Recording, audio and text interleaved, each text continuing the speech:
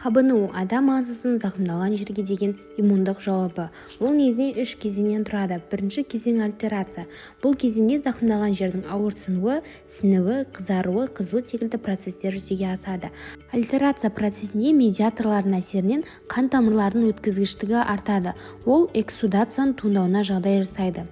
Хемотаксис нәтижесінде зақымдалған жерге формалды элементтер, хемотрактанттар, тін базофилдері секілді қорғанушы жасушалар ұмтылатын болады. Екінші кезең экссудация.